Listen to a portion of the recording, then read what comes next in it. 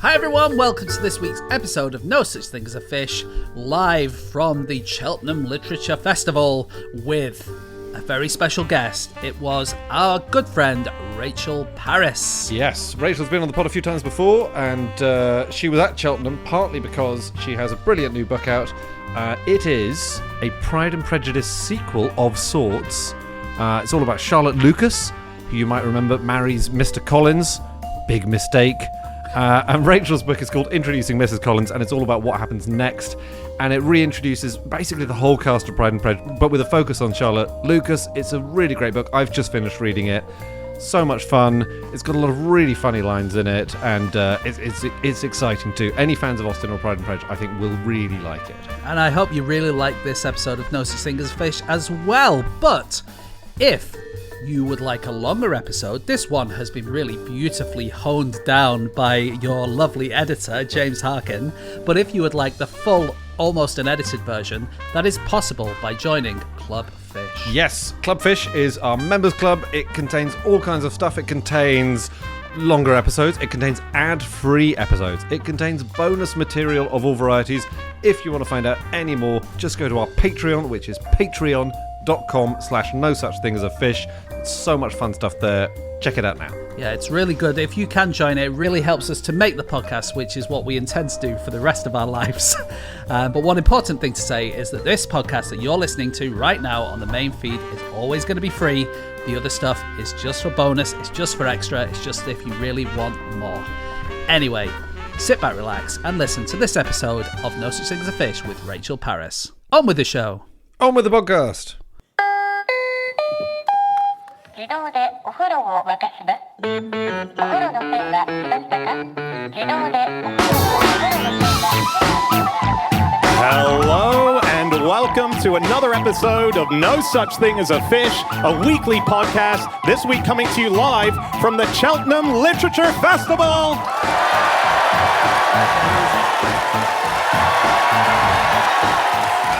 My name is Dan Schreiber. I am sitting here with James Harkin, Andrew Hunter-Murray, and Rachel Parris. And once again, we have gathered round the microphones with our 4 favorite facts from the last 7 days. And in no particular order, here we go. Starting with fact number 1, and that is Rachel. Ooh, right. My fact is, in 1764, the Earl of Sandwich read a long erotic poem out in the House of Lords as revenge for a fellow MP setting a baboon on him.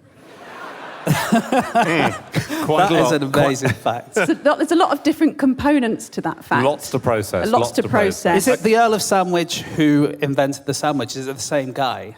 I don't know. He's the 4th Earl of Sandwich, John Montague. Is it the right one? It was. I read into it, yeah. Nice. So we named the sandwich after him, but it feels like we should name all this other stuff after him, really, doesn't it? It's more notable. I think if an erotic poem was called a sandwich, it wouldn't be as sexy. Do you think so? I just think the word sandwich is inherently quotidien, you know? I just think it's... No, I disagree. I think it's... Sounds like a 3-person activity, doesn't it? It'd get you fired off the Strictly tour, let's just say that.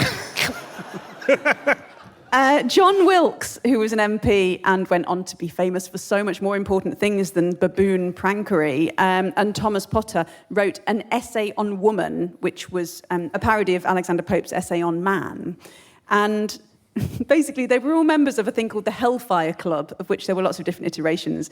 And the Hellfire Clubs were like very irreverent. They were blasphemous. That was their whole thing, blasphemy and pranks. And one of the pranks that John Wilkes did was he got a baboon. Other accounts say it was a mandrill. Look, don't sue me. And dressed it up and painted it up to look like the devil and released it at one of the meetings of the Hellfire Club. Right. And it basically came mad. for the Earl of Sandwich. And the Earl of Sandwich kind of had a moment. And I mean, you would be scared if a baboon came at you. How dangerous is a baboon? Well, Are you you know joking? what? The thing is that he wasn't massively worried about it being a baboon. He genuinely thought it was the devil. Yeah. And obviously, with his name, Sandwich, meaning something so sexy, Yeah. he obviously thought that the devil had come for him. And he said, when the baboon came right to his face, he said, I know, I'm not as bad a sinner as all the other people here. Oh, so he wow. really... Yeah, he dunked his friends in it and said, look, he's much worse than me. Go and get him, devil. But it was a baboon, so it didn't have the capacity to... Or a mandrill. Or a mandrill. But Dan, just say, but baboons can do a lot of damage. I wasn't questioning it. I was it was a rhetorical question. It's like, obviously, if you let a baboon loose in my house, I'm not going to just say, all right, kids, have fun. It's like, how come no one got savaged, is my question. I don't know what happened apart from him saying, I am but half a sinner, and saying everyone else here is is worse than that. But essentially, after that, in the 1760s, John Wilkes and the Earl of Sandwich, who had been great friends, then had fallen out after this event. And so to get him back, John Wilkes and Potter had written this erotic, sort of erotic satirical poem. And Sandwich, the Earl of Sandwich, tried to dob him in, basically, in the House of Lords, and he read it out in full, accusing him of seditious libel, and it worked. And it's really rude as well. It has F-bombs in it, which you wouldn't think for the 1700s, but it does. Yes. And what's weird is the subject of this piece was a courtesan in London called Fanny Murray. Any relation? Yes. So Granny Fanny Murray, right, was the subject. Granny Fanny, as we call her, yes.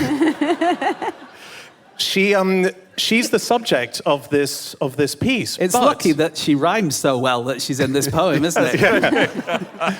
But the Earl of Sandwich, who was reading it out, actually had an affair with Fanny Murray. So it was really odd because he was sort of reading about this woman who he secretively had an affair with. Wow. Yeah. Rich seems. Rich seems. It's one of the dirty phrases that was in the poem, actually. Yeah. Well, when the Earl was reading it out, there was one lord who shouted for him to stop in the chamber of the House of Lords. Said, this is appalling, this is outrageous. The other lords were all shouting, go on, go on. They wanted to hear a bit more of it. Wilkes fled to France, I believe, but it also, this incident collapsed Sandwich's reputation too. He had a really bad reputation for a long time after this. He's an amazingly interesting guy. I don't know if you guys researched Sandwich himself. He was First Lord of the Admiralty on 3 separate occasions, and his main job was improving the Navy, but the main means he had to do that was to show interesting models of ships to the king to try and interest him. Really? Yeah. So he just had to take him, he had to commission models of ships. Feels like a job you were made for, Andy. I would absolutely love to do that. Your Majesty, I have some new Hornby stuff if we'd like to talk about the railways. He had to commission a model of the historic dockyards. They weren't historic at the time. They're just called the dockyards. But yeah, he was a fascinating guy. He was once described, the Earl of Sandwich, as looking like he was walking down both sides of the street at once. What does that mean? What does it? I don't know what it means. Yeah, I mean, for the 1700s, it's stunning. Does it mean he was corpulent? I think it meant I just think it meant he walked funny. That's sort of he was indecisive. Okay. I can't because I think he was, and actually, Sandwich and Wilkes. If you look at those two as a pair, they really liked insulting each other, and they did it in Parliament quite a lot. So there's a really famous time when that happened, which was when Sandwich said to Wilkes, I don't know whether you'll die upon the gallows or by the pox. And Wilkes said, that depends, my lord, whether I embrace your principles or your mistresses. Boom! Lovely. So that's like a famous one. Very good. It's an absolute zinger. The others, you are a fat, greasy, unprincipled villain. Not quite as much of a zinger. It's not sophisticated. It's not, but it's... But Wilkes, one of the slurs they used to throw at him was they used to say he was the ugliest man in England, and he kind of 8 Mile Eminem style leaned into that and he owned it. He used to say, "Yeah, but after half an hour with my face, that goes away and the charm comes through." And he also used to say that if there was a rival who was a good-looking man and they were both going for the same girl, if he was given a month-long advantage, he could win her over if the other guy was then introduced. But he needed a month. And I read that he was advised never to risk showing his face to a pregnant woman. Wow. Interesting. Because she'd get pregnant twice, baby. I want to tell you more about the Hellfire Club. Oh, yeah. Of which there were several iterations, and I think it's a cool name. So different clubs were like, we're the Hellfire Club as well. But the OG Hellfire Club was founded in 1718 by the Duke of Wharton, and then it was sort of carried on by Sir Francis Dashwood in the 1730s, which is when the baboon incident and all of this was happening. It wasn't really called the Hellfire Club at that point until later. It was known as the Order of the Friars of St. Francis of Wickham, which I think is a sounds rebrand quite... and a half. Yeah, isn't it? I think it's quite Monty Python. Right. To call it that. So Yeah. they called it Francis after Francis Dashwood. And they met in High Wycombe in these sort of man-made caves, which is where what I will keep referring to as the baboon incident happened. Right. But it was very irreverent. They would come to meetings dressed as members of the Bible for a laugh. They'd hold lewd ceremonies. They had orgies. They got up to mischiefs general. I like that the original Wharton Hellfire Club was not a gentleman's club. It accepted men and women equally. Okay. Quite progressive. And its motto was, do what thou wilt. Oh. Lovely. Very I like Aleister that. Crowley. Aleister Crowley, yeah. Well, I think Granny Fanny used to go there as well, dressed as a nun, because they used to get women to dress up as nuns. Right. I mean, she, again, what a spectacular figure. She was so famous in her day. She was written about by Casanova. She was part of the Hellfire Club. She was read out as part of a poem Well, in a bit Parliament. like Emma, who's Nelson's mistress? Hamilton. Yeah, She had a similar exactly. reputation, right? Yeah, exactly. She was part of the famous Harris's list, the sort of yellow pages of women of the night that was compiled in Covent Garden. Why are they yellow? Carry on. So this was a book that you could literally buy, and it would tell you the address and the name of the women who were living in central London, who were sex workers, and they would all have a check for venereal disease ahead of being able to be put into the book, and they had to pay for their listing. It's almost like the Edinburgh Fringe Guide. You get a little blurb, you pay your money to get that in there. They didn't no photos at the time, but yeah. And just on Wilkes, who was the other character you mentioned about Sandwich. So Wilkes you said that he went to France, he had to flee to France. Well, the reason was he had a paper, a journal called the North Briton. And in issue number 45, he argued that they should change Parliament and change the way that democracy worked. And everyone agreed, apart from the people in charge. And it became this massive thing. The number 45 became absolutely massive. If you said 45, it meant that you were a dissident and you were against the government. And they tried to stop people from saying it. People would write 45 on the walls. Really? They would meet in groups of 45 and eat 45 dishes. Oof. When Wilkes was arrested, he was then released, and the club drank 45 drinks to him between 7:45 p.m. and 12:45 a.m. Wow. Yeah. That's amazing. One extra tiny little nugget about John Wilkes is that there's a few pubs in London that carry his name. There's one called the Three Johns, of which he is one of the three. There's a statue you can see of him. But also, he was the middle name of a presidential assassin, John Wilkes Booth. Oh, so he was. The Wilkes was a tribute to, Was and it? yeah, and Was it? many sources actually say that he's a distant relative. Because I know Cherie Booth, Tony Blair's wife, Yes. is a distant relative of the John Wilkes Booth family as well. He supported the rebels in the American War of Independence. That's right, yeah. Who did? Wilkes. Yeah. Wilkes. Oh, really? So maybe that's a factor. I have a link to this. Guess what? The Boston Tea Party, which, in many ways kicked off the American Revolution, contained sandwiches because the Earl of Sandwich was present. What? How good is that? The Earl of What Sandwich. do you mean? It wasn't an actual tea party. No, well, he was not an actual sandwich. He must have thought such an idiot when he's walking around with his... I got one of the M&S platters. I hope you don't mind. Some are veggie, some are not. Got shitloads of Battenberg here. M&S platters. You're playing to the Cheltenham crowd, aren't you? Can I get it? Yeah. No, this is an audience fact. It got emailed in by Jessica Ringeisen, so thank you so much, Jessica. The Earl of Sandwich, when he was First Lord of the Admiralty, was in Boston when the Tea Party broke out. I just think that's lovely. He watched it from a window overlooking the wharf. How lovely, yeah. Yeah. Okay, Can We need I just say two tiny things? Because what led me to talk about that erotic poem was I was looking at the rise of romantasy. And the Victorians were absolutely obsessed with flagellation. And I just wanted to tell you quickly that Algernon Swinburne wrote a 94-stanza poem called, in the Victorian era, called Reginald's Flogging. And also that John Camden Hotten wrote a comic operetta called Lady Bum Tickler's Revels. ooh. And we don't mean the chocolate snack, the delicious chocolate snack, do we? Who knows? Right.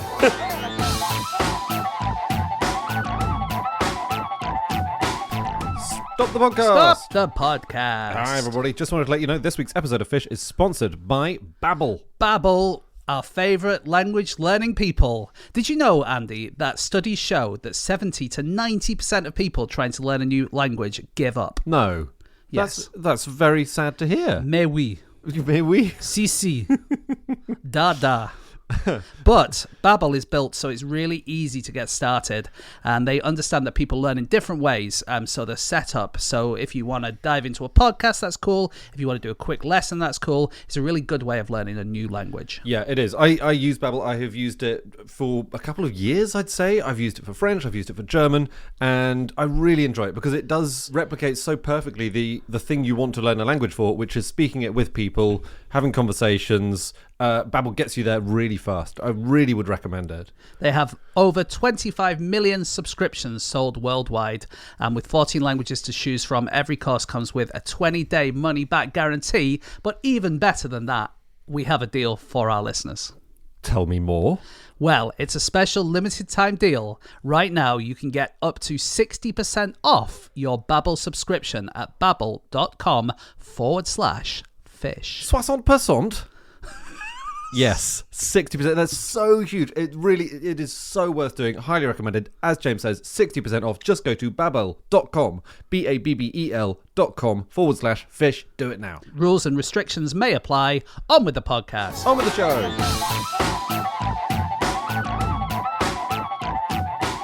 We do need to move on to our next fact, so let's do it.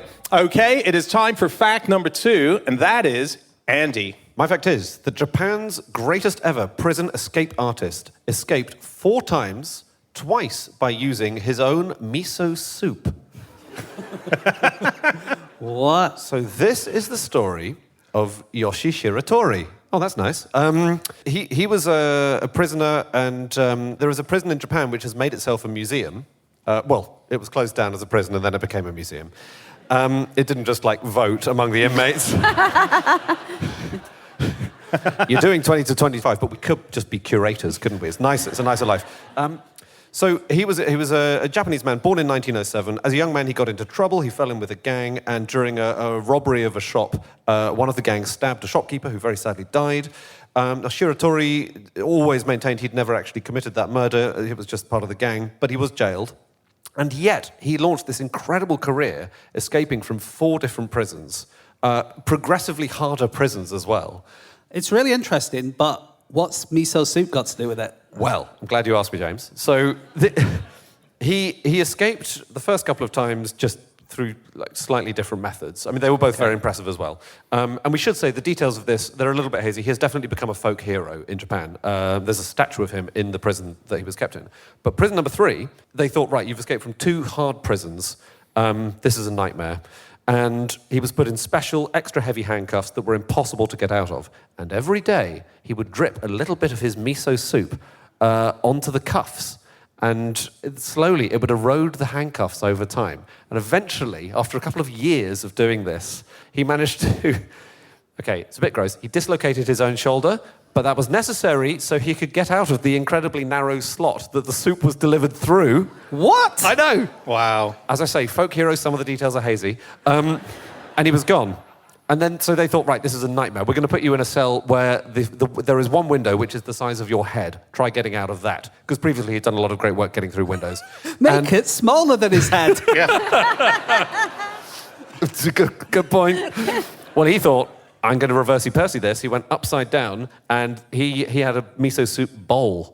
And he used that to dig his way out of the prison. Oh, boy. And eventually, he was given a shorter sentence. The thing I like about the digging is that, so Shawshank Redemption style, you've got to get rid of all of the rubble. And apparently, to this day, they have no idea where he put any of it. Ate it.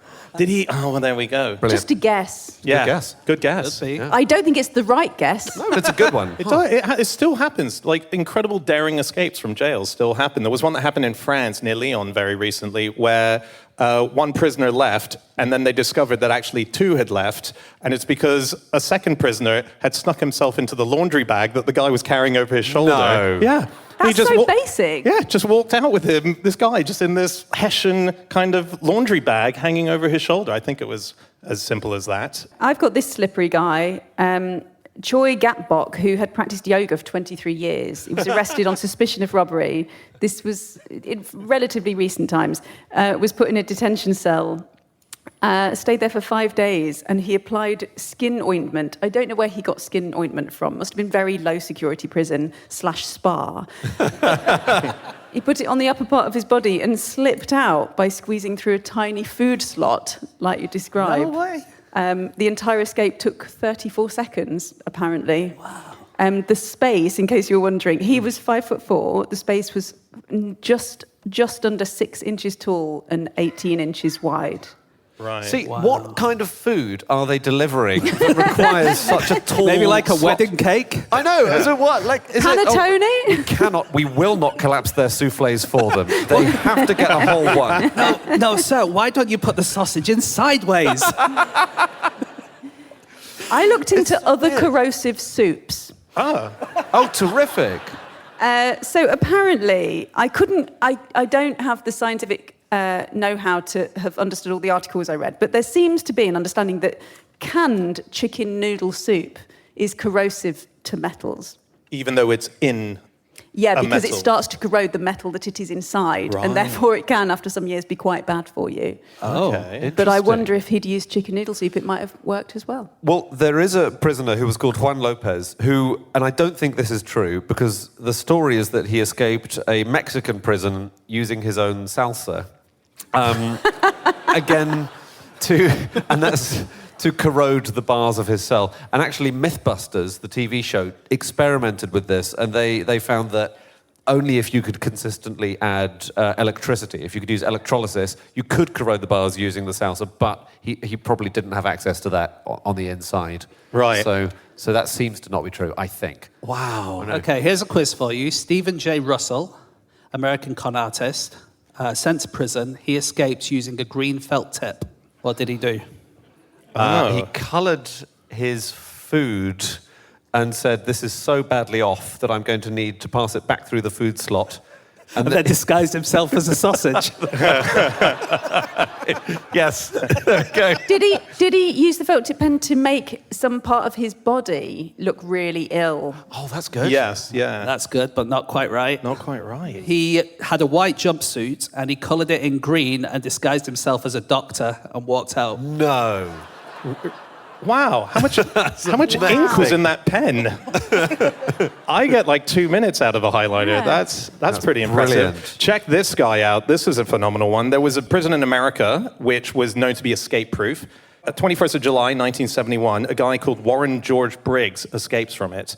And 4 other people help him to get out. Their bullets are fired at them, and he manages to escape. He eventually turns himself in, and he says the only reason that he escaped it is because he wanted to get some press, some PR, for the fact that while inside jail, he had invented and developed a water desalting process that would enable mankind to purify seawater at a reasonable price. And he was like, no one's listening to me, so I'm going to escape this inescapable jail, and all the headlines are going to say, man escapes but invents water source. And did it work? Did his thing work? There's been no further story about Warren George Briggs. Superb. One of the sort of archetypes of one of the places that is most famous for escapes is Colditz, the German, the castle during the Second World War, which was where lots of people were put and was supposedly escape-proof. And it's where lots of people who had escaped other places were sent, officers Sorry and to things. interrupt. Like, all these prisons, like, stop calling them escape-proof. Yeah, that's You true. can't escape. It's like calling boats unsinkable. Like, really, you're tempting fate. You're so right. And Colditz was a terrible place to try and keep prisoners because it had 700 rooms. It was this huge, like, it was really quite hard to defend, I would say. And it had to have its own escape committee because so many of the men in there were plotting their own escapes. And they had to basically say, you can't escape on Tuesday. Terry's escaping on Tuesday. You can go Thursday, 9:15 to 9:30, but don't go over 9:30 because Barry's getting out. And it just... So some officers, this is really interesting, see if you can work out why, pretended to escape. They only pretended to escape Colditz. To see what would happen, what the punishment would be if they got caught. Not quite. Oh, wait. Nice guess. So they pretended as in they hid in the jail, so that then they thought, he's escaped, And then they stopped looking for him within the jail, and then he could get a highlighter and draw all over. You're close. They escaped and they hid within the jail. Yeah. Within Colditz. Rachel, do you want to have a guess? No. All right. So the reasoning was they would escape and then hide. More TV quizzes should just have that as an answer. Basically, they escaped and then they hid so that when a different officer actually did escape, the hiders would pretend to be the actual escapee so that they could delay their discovery. So no one was looking for the guy who had actually escaped because they thought he was still there. Right, okay. It feels like still only one person's escaped. Well, look, we won the war in the end. That's the main thing. Can I tell you what toilets are used for in American prisons? Apart from the obvious. Is it going to be a contraband thing? It's not. So this is quite a few different facilities in America, especially Union County Jail in New Jersey, which is where I read about it. And some prisoners are flirting with each other using their toilets. Okay. And what they do is they take all of the water out and they say, this one's not for normal use. And then it's attached to all of the pipes, and so you can yell into it, and then people in another cell can hear what you're saying. Romeo! And apparently you have like one cell where everyone knows that's the place people go for their flirting. Like if there's let's say that the men's wing is on one part and the women's wing is somewhere else, but they're attached. So all the men one man would go in here, one woman would go in there, and they had like a special knock, so you know that it's your particular girlfriend or boyfriend. Oh, wow. And yeah, this is a thing that's happening in America right now. And it's not just they have phone sex through the toilets. Sorry, James, how do you do phone sex through a toilet? Do you know all the stuff that I said a minute ago about how they're using it like a phone? Oh, Just like okay. that. Yeah. I thought you were then introducing a phone as like an extra thing. Got it. Is that what you think phone sex is? You actually introduce the phone somewhere. Actually, prison phones do have to be introduced to get them onto the premises, so that's... I'm with Dan on this. Like, you mean just spoken sex? Yeah. Well, shouted into Shouted a sex. lav. That's I do, Rachel, during sex with my wife, go, honey, have you seen the new iPhone? It's got this new feature. Okay, so they talk, yeah. Yeah. Talk sex. They talk sexy words with each other. And they also carry out religious conversions. They pass news. You don't want a mistake at the phone exchange when that's happening, do you?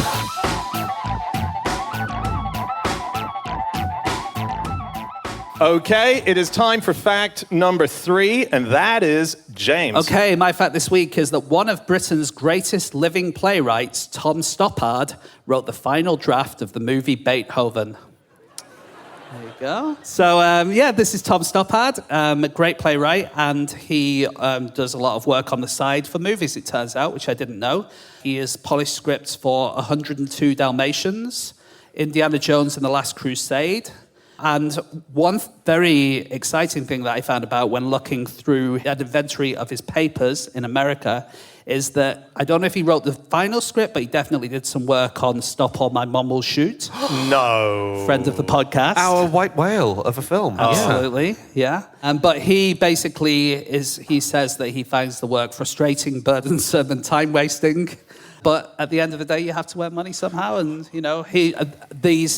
when you're doing it for a very big movie, so he worked on Indiana Jones, for instance, he earns an awful lot of money for it, so much that you can't really turn it down. Yeah, and it's not even just polishing scripts. Like, for example, he was in the shower one day, and his phone was ringing, and he jumped out, and it was Steven Spielberg, and Spielberg was like, I'm filming Schindler's List right now, and this scene doesn't work. What would you do in this situation? And he would go, so he's like standing naked in his shower room, solving problems while they're on set, and that was part of the gig as well, that they would just go to him as a brain. Is he the only person to have worked on both Schindler's List and Stop or My Mom Will Shoot? Because it can't be a long list. That's not going to be a huge list, no.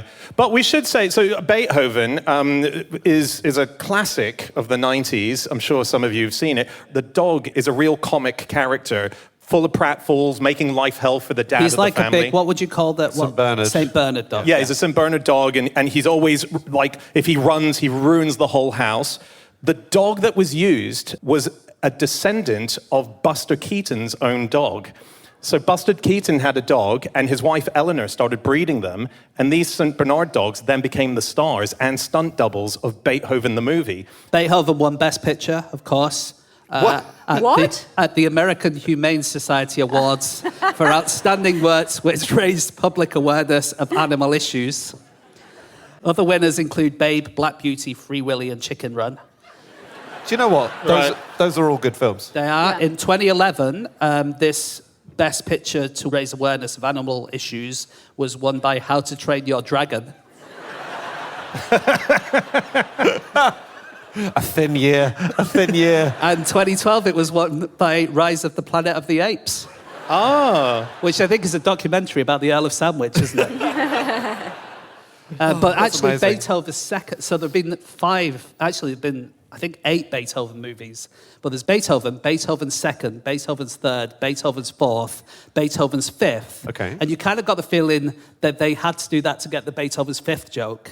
Yeah, That's why right, they did all yeah, those. yeah. But Beethoven's second was nominated for an Academy Award. In what? In the category.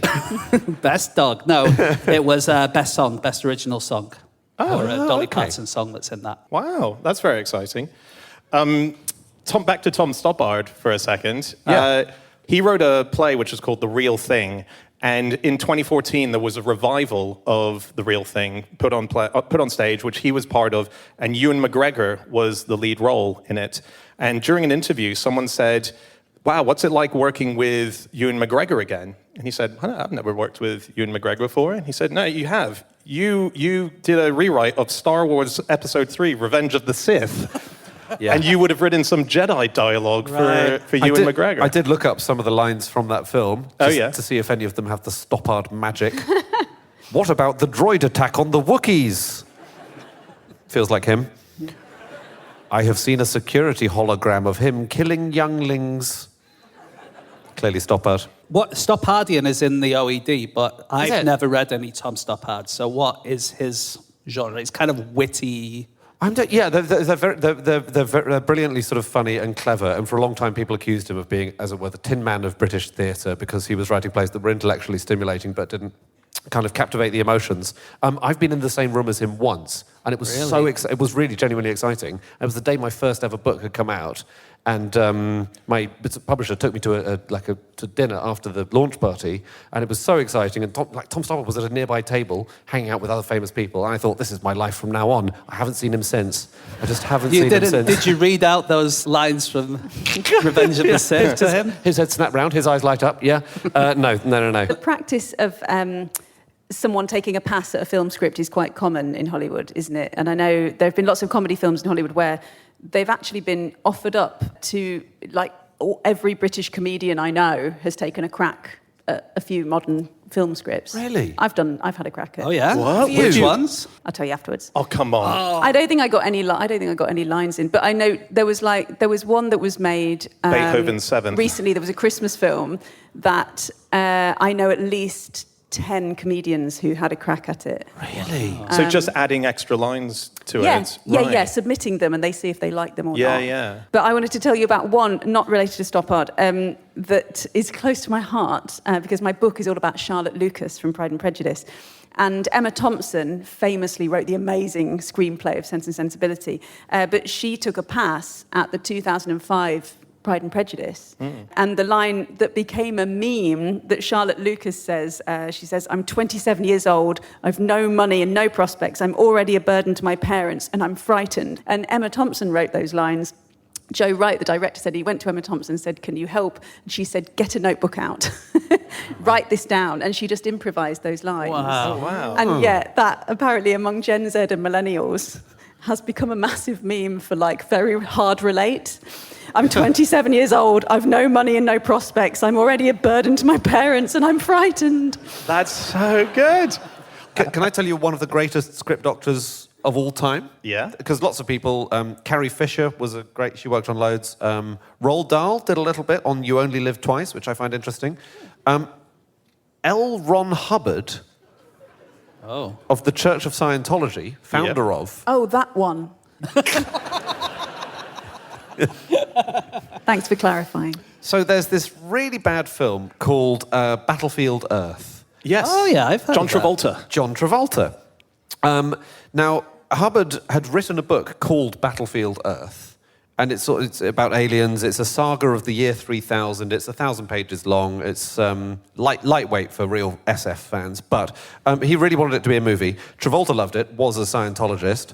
Now, Travolta really wanted to make it, and a writer called J.D. Shapiro got attached to the project, and he wrote a script, and he got a load of script notes, and he said these come right from the top, i.e. they come from L. Ron Hubbard. The interesting thing about it is Hubbard had died about 10 years before. Oh. So he's, as far as I can tell, the only posthumous script doctor that I've found. Do you know the script doctoring work of M. Night Shyamalan? So he wrote The Sixth Sense, that incredible movie, and then that kind of plot twist reveal became kind of his signature move, right? So Signs was another movie of his. The Village. The Village, exactly. But he was also trying to make it as a writer, and so had to do a lot of different projects at the same time while he was doing The Sixth Sense. So in the same year, he then had a movie come out in December, his follow-up movie with his name on the credits, and that movie was Stuart Little. Can you believe that? About the cartoon mouse. Well, it's not a cartoon. Well, I guess it's a normal movie with an animated mouse as the other lead character. And all the humans are dead at the end. Sorry? And all the humans were dead all that time. It was. Well, he did the script doctoring for She's All That. Do you remember? Rachel Lee Cook. She's an incredibly hideous woman because she wears glasses But if you spend half an hour with her, that wears off. Oh, yeah. And the charm begins to come through. But classic M. Night Shyamalan plot twist, she takes the glasses off and suddenly she's really beautiful. Wow. And have you ever tried that, Dan? You need to wear a red dress as well. Yeah. I think, do we have to move on? We do have to move on, Just going back to Tom Stoppard very briefly. He became massive when he wrote Rosencrantz and Guildenstern are Dead, right? It's basically two characters from Hamlet, and it's their story. And I didn't know this, it premiered at the Edinburgh Fringe in 1966. It was absolutely massive there, and then it went to London, and it was absolutely massive there. And then it went to New York, and at the New York premiere, a journalist asked him, what is it about? And he said, it's about to make me a lot of money. That's very nice. Good at those lines. He was a journalist at the Bristol Evening Post when it debuted. That's how he'd been making his living. And again, this is an example of his amazing lines. An editor tried to catch him out. His news editor tried to catch him out because he said he was interested in current affairs. And the editor said, all right, well, who's the current Home Secretary? And Stoppard said, I said I was interested in politics, not obsessed by them. That's very good at the lines.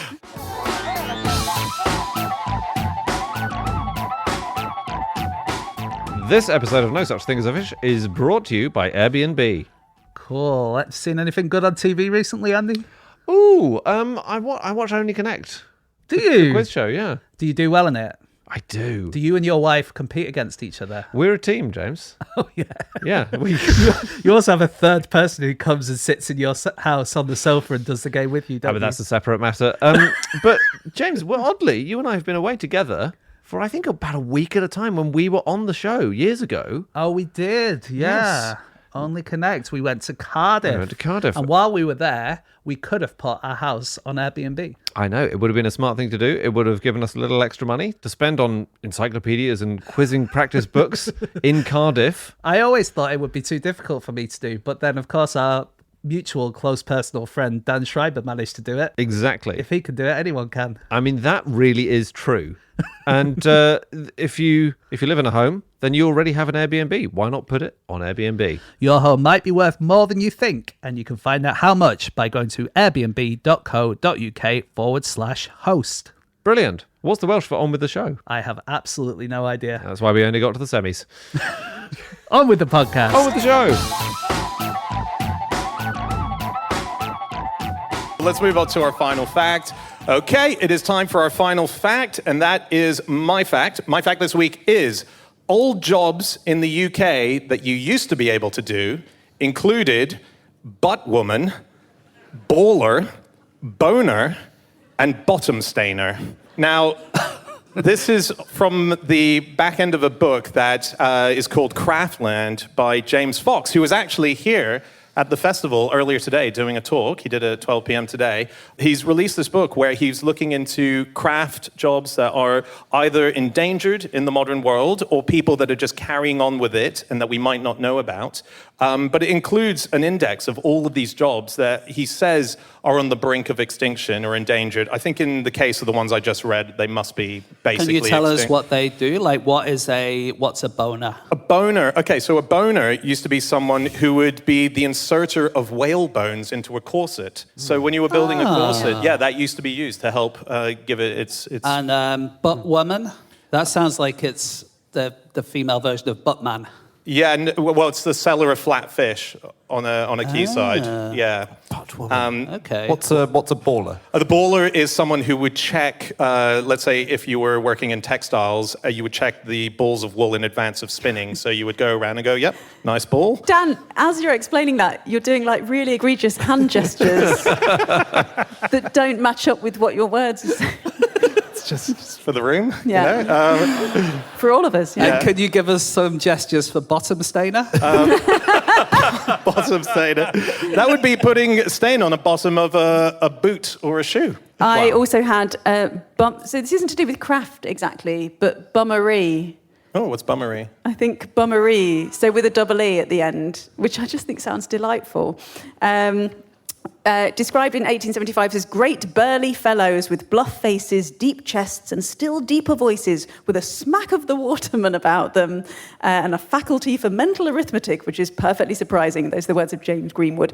It was a middleman on a fish market. Usually, I think the term was attached to Billingsgate Fish Market, particularly. Oh. So it was like a commerce, but it was like a retail position, basically, but in fish specifically. But they obviously had this reputation for being big, burly, bluff men. Yeah, nice. Very cool. I mean, it's such an interesting world, the world of Craftland. This book, by the way, I just would give a shout out to Francesca at the Margate Bookshop, who told me about this amazing bookshop if you're ever in that bit of the country.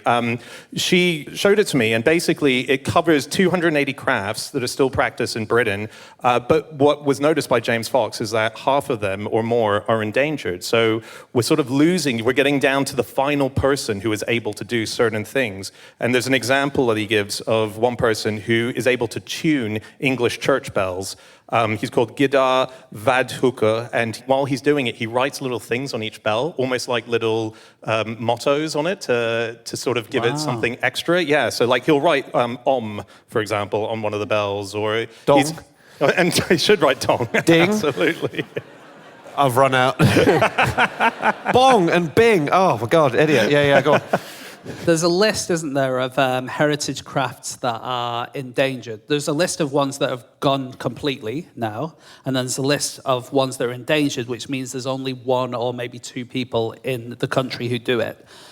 So in the UK, there are only one or two people who make arrows, bells, musical bows, clogs, fans, gloves, pianos, ballet shoes, saws, scissors, clay pipes, glass eyes, watches, and horse whips.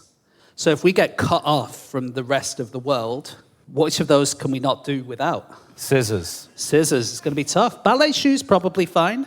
Yeah, horse whips. We'll improvise, but scissors are fiddly. Glass eyes. Well, you do want access. You know, you never know when you need one. Well, it's scary stuff. I went today to see a guy called Andy Peters, who is the only person in the UK who makes the wooden figureheads for boats. Which feels like something we could probably do without. No, we can't. Strong disagree. Did you tell that to him, to his face?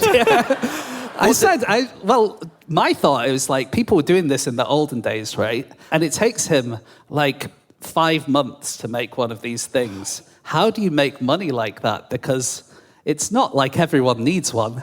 Pirates will pay a fortune. Yeah, an arm and a leg. Thank you.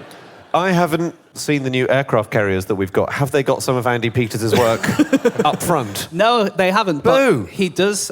He makes them for yachts, like super yachts sometimes. I have genuinely seen some of his work within the last fortnight. Really? Because I went on your super yacht. That's right. I don't want super yachts to have them. Fair enough. This is a better one. You know Cutty Sark Yeah. in Greenwich?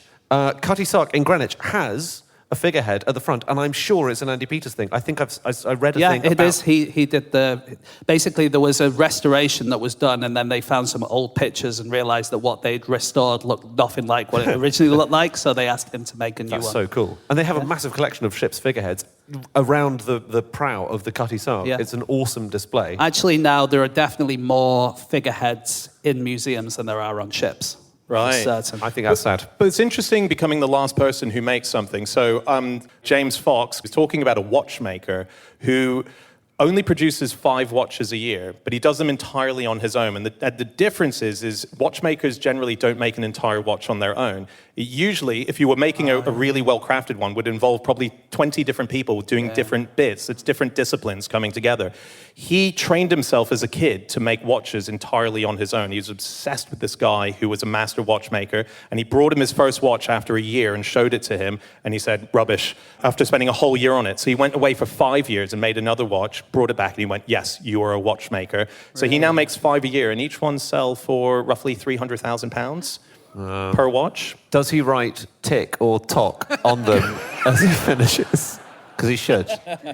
So the Heritage Crafts website is really interesting, well worth a look, because it's got this huge list. I've just joined. You can join and kind of sign up to support some of the crafts. It's very cool. So extinct ones are things like mouth-blown sheet glass making, which survived until 1992, which I'm quite surprised by, to be honest. But there is one of the very oldest, in fact, the oldest thing anyone's done professionally is still going strong, because they list heritage crafts, some of which are currently viable. Flint napping. Oh, yeah. I met a flint napper like 2 weeks ago. Did you? Yeah. I wish I hadn't said it because there's no anecdote that goes with it, but... It's good. Yeah. What is it? What's flint napping? It's like you get a piece of stone and you hit it with a harder piece of stone and you get tiny bits of flint and you can use them for cutting things and for shaving. And You can either do it to sort of repair a wall, which a flint wall, or you're like in the old times, people would be making arrowheads or sharp instruments or tools like that. And I find this absolutely unbelievable. There are still a few people doing it these days to make replicas of prehistoric objects, and maybe 10 more doing it to shape flint for masonry. So it is currently viable, although small. But it is 3.3 million years old as a trade. Wow. It is more than 10 times as old as our species. Wow. It's 11 times as old as Homo sapiens as a thing. Is it still the same family running it? It's the same family. Closed shop, mate. Closed shop. They won't let you in. I just find that bizarre. Like the oldest shaped flint tools would date back that far and have been discovered. Yeah, that's very cool. Well, interestingly, one of the old jobs that you used to be able to be was a caveman. And that That's not a craft. No, it was because you were responsible for the removal of clinkers and ashes from the cave or a tunnel beneath a furnace. You were called a caveman as a result. here's another thing, 2 things that have a different meaning today. A mugger. Do you know what a mugger was? It was a job that you could... Mug maker? Yeah. For the first 100 years of that word, the word mugger meant someone who sold mugs. Was there an amusing crossover period where someone said, I'm a mugger? I'm sorry, I've got plenty of mugs at home, thank you. No, you misunderstand, sir. Give me your mugs. Yeah. And a badger. Badger? A badger was someone who... It was a bit like Rachel's fish person. It was someone who got some food from one place and then took it to someone to sell it from another place. But they often got in trouble because they would hoard food, hoard grain, and hoard bread in times of... Yeah. There was also, I read also about badgies, which was like, it was young boys who played like a bugle or trumpet or something, and that call was used to like call men to war. Badgies? Wow. Sources needed for this, but badgies was definitely, badgies was like a sort of slang term for that job. Nice. There was also a bodger as well as a badger. Right. I'm serious. Really? Yeah, bodger would have made chair legs. That's very funny. But badly. Yeah. But badly. Do any of us have a craft? I can't think of... How dare you? What do you mean you... This is our craft. Stagecraft. Yeah, but a real one, like a proper one. Yeah. No, I don't have a craft. No, you make like chocolate sausages or something. You've got like a weird... What? That's what he calls it when he's come back from the bathroom. I made a chocolate sausage. I don't want to talk about my time in the American prison system, all right, Dan, but... God, this guy's flirting. It's really weird. Dan is referring to a private incident where I made a tasty, what was it? What's it called? That sausage that what is it called? A chocolate salami. Has anyone ever made a chocolate salami? That sounds even worse. It's a delicious pudding, but it's also an amusing trick because, you bring out, it's pudding time, everyone. You bring out what looks like a salami. It's covered in icing sugar. You put netting around it. You put string around it? I put string around it like a proper salami. It's a turd. Wow. Okay, Dan. Well, you're off the pudding list for life now. Okay.